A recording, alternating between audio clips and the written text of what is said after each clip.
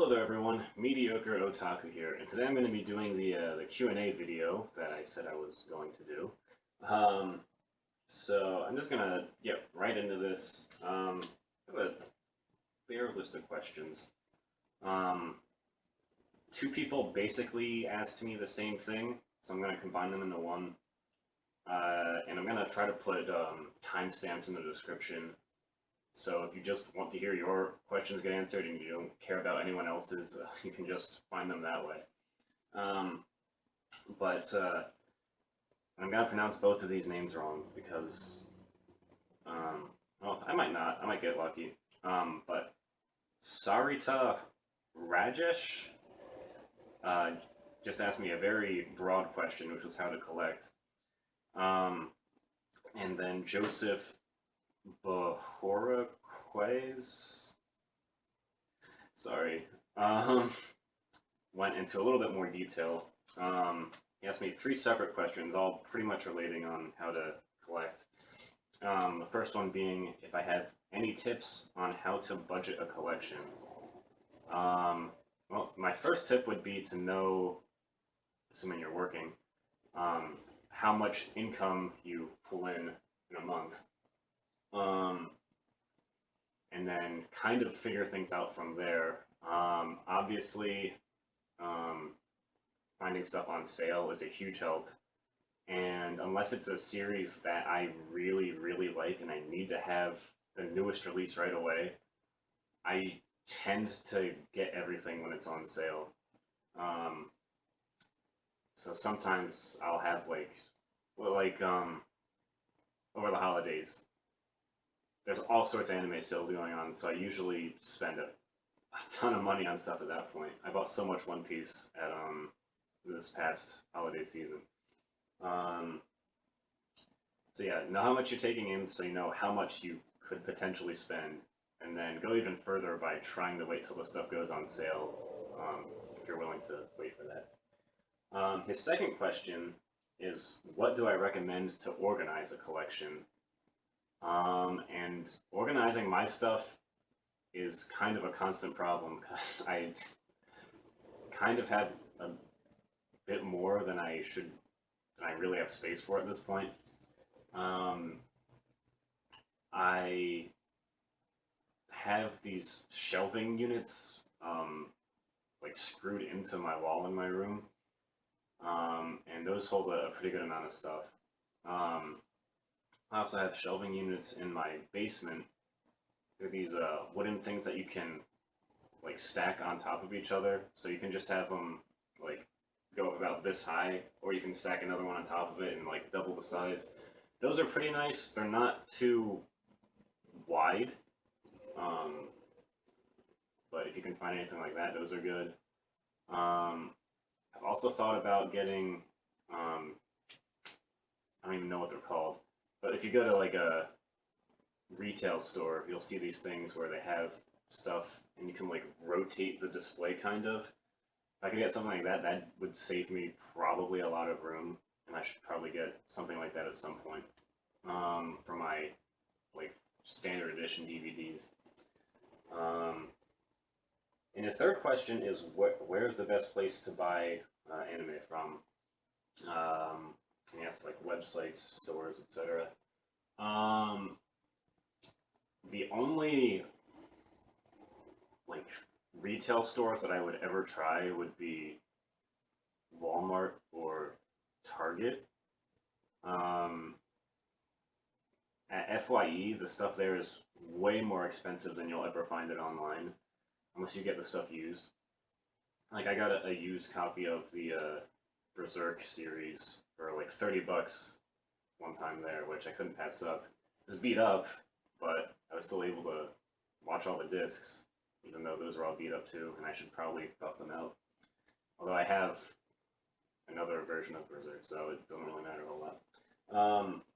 But yeah, as far as websites go, Right Stuff is a good one. If you sign up for their membership thing, which is less than $20 a year, it takes an extra 10% off of most of their prices. some of the stuff, like the Aniplex releases, you never get any sort of discounts on them ever. So, which is why I don't really buy any Aniplex stuff except for the erased box sets. Yeah, Right Stuff is good. Amazon is pretty good. It seems like limited editions usually cost more on Amazon than they do on Right Stuff. And then Sentai Filmworks, their website has sales going on a pretty fair amount of the time, so if you want to check that out. And then Funimation's website also has sales going on a fair amount of time. Though usually the stuff on there isn't like huge discounts. I think there's a sale going on there right now, and still like a lot of the stuff is still a little bit cheaper on Right Stuff. So, but yeah, I would check those 4 websites if you're ever interested in, buying stuff online. So that does it for you, Joseph. The next set of questions comes from Zethus Thorn, who I've been talking to for a while on here. He asks me, what anime streaming services do I use? My friend has a Crunchyroll Premium account, so I've been going over there and watching the new Dragon Ball Super episodes every week. I personally have a Hulu account, which that actually has a pretty fair amount of anime on there. I think it has all of Dragon Ball, Dragon Ball Z, and GT. Like all of One Piece. I think Akira and Ghost in the Shell around there, which are 2 other pretty big ones. Black Clover, which but yeah, they have some pretty good titles on there. And then another friend has a Netflix account, which I also use. So I'm getting like pretty much everything. His next question is, what are my guilty pleasures as far as anime goes? I don't really feel guilty about enjoying any of the stuff that I like, but I do acknowledge that some of the stuff that I like is complete trash. Stuff like ND Geist, Angel Cop, Garzi's Wing. So I guess those would probably be the closest thing to guilty pleasures that I have.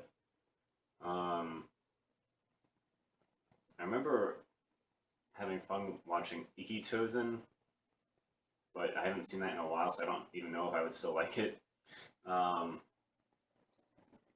Yeah. I guess just the so bad it's good animes would be the closest thing. I've seen some animes that I just really hated and I never want to see again, but I got no pleasure out of them, so those don't count. And he asked me what my top 5 anime series are, and this is a tough one because shorter series have a very different feel to them from the longer ones. And a lot of times people break them down by like under 50 episodes and above 50 episodes. I think even the 50 episode mark is sort of on the upper end for me anyway. But if I had to pick 5, I'd add Dragon Ball franchise. It's my obvious first pick. So I'm including Dragon Ball, DBZ, GT, and Super with that. Hunter x Hunter 2011 is really good. I do like Now and Then Here and There a lot, which is a 13 episode one. That one's really short. I like Parasite a lot. I'd probably put that up there.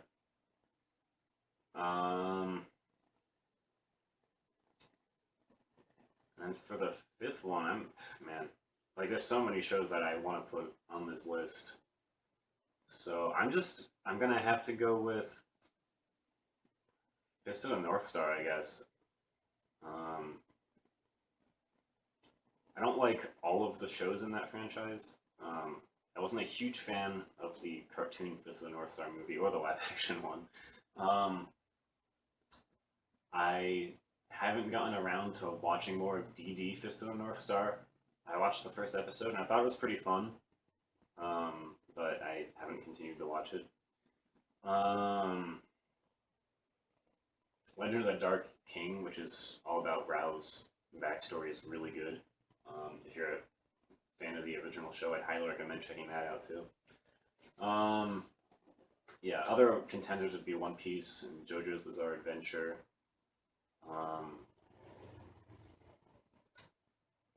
The Record of Lodoss War OVA series would also be pretty up there. And most of Satoshi Kon's stuff would also be pretty high up there.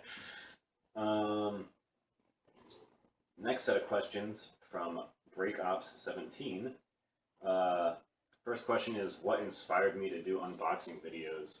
I feel like there's certain stuff that you can't really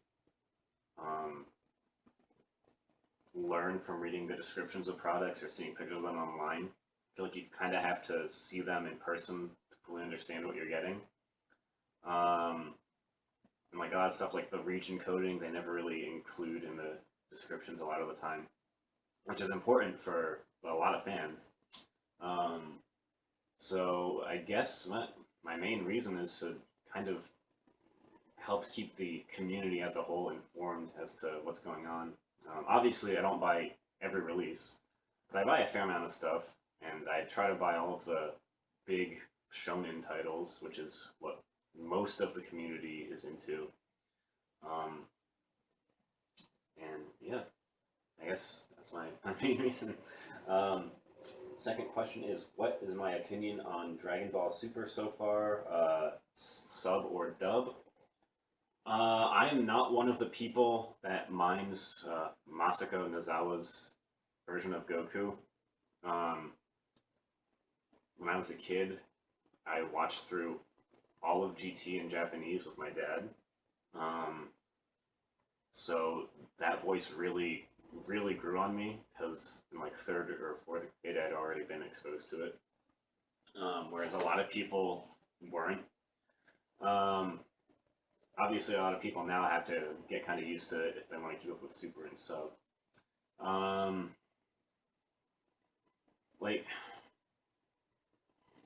both versions have different feels to them, I would say. I think the dub is a little bit more jokey in tone, which I don't mind.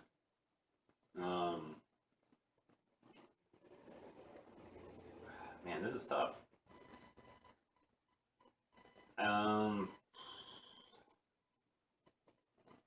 Honestly, I'd say they're probably about tied for me. I mean, the issue with Super is not the voice acting in either version, it's how the story is done. But I'm going to actually make a video for that probably later today, talking about my issues with episode 130 in particular. And then his last question is, what's my favorite anime? That top 5 list is, you know, all the stuff that's really up there, but picking a specific anime as my favorite is rough. For longer franchises, I'd have to go with either Dragon Ball or Hunter x Hunter. And then for shorter series, I'd probably go with Now and Then here and there. And the last set of questions from Blaize V. What anime box set would you love to own? Whichever one of the Blood Plus box sets is like super expensive and hard to find. I think it's the... Shit. I mean, if you're a collector, you know which set I'm talking about. I can't even like find listings for that most of the time. Sometimes I'll look on eBay and I'll see, oh, there it is, but it's like $500, and I don't like the show that much to pick that up. My most hidden gem recommendation of an anime, Now and Then Here and There, I feel like is kind of a hidden gem. Another show done by him, the same director, Akitaro Daichi, is Jubei-chan, the mystical or magical ninja. That show's pretty fun. I like Akitara Daichi a lot. He also did a Fruits Basket, which I intend to watch at some point, and DD Fist of North Star, which I intend to finish at some point.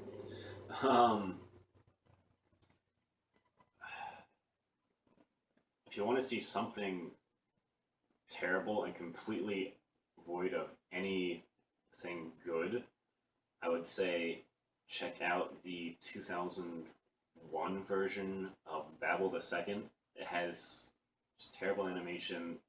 It's boring as fuck. I've never hated myself more than when I was watching that show. What anime do you wish had a limited edition the most? I'd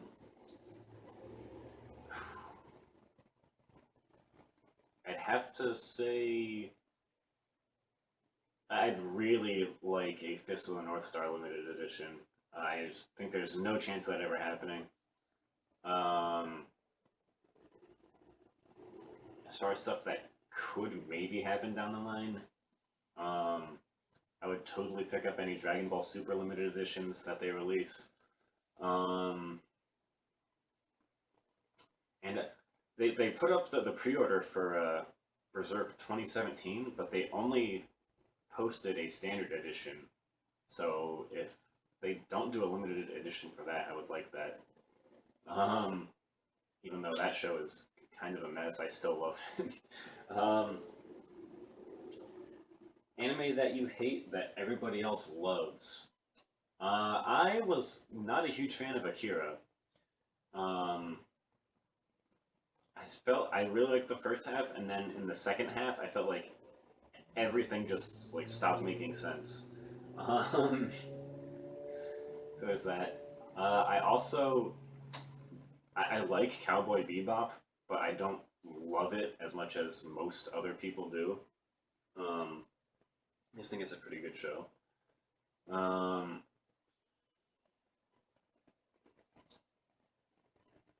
I think those are probably the main two.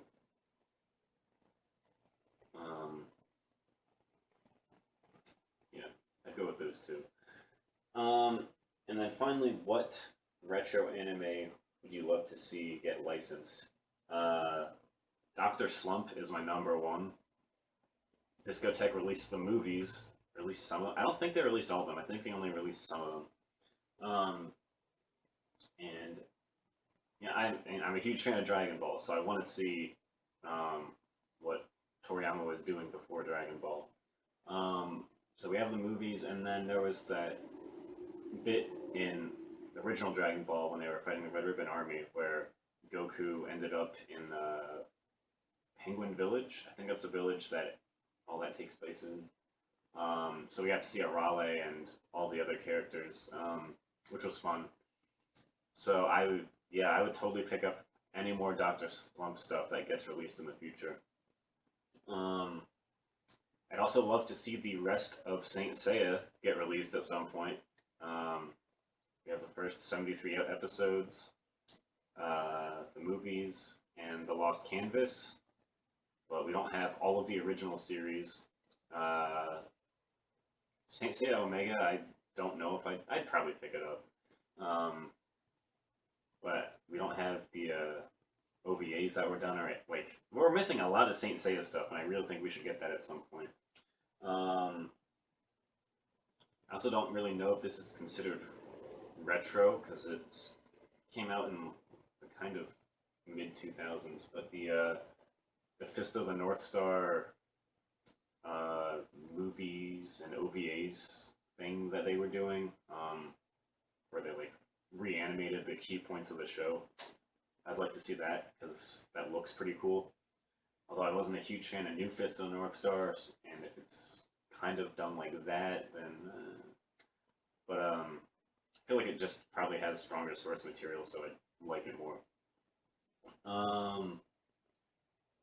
And the retro series.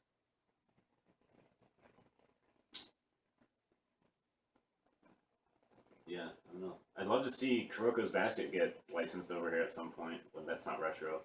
Um, yeah. So that rounds out these questions. Like I said, I'll put timestamps in the description, so if you want to find yours specifically, you can just go to it. And that'll do it for this video. Thank you all for watching and for continuing to support me. And I will see you all next time.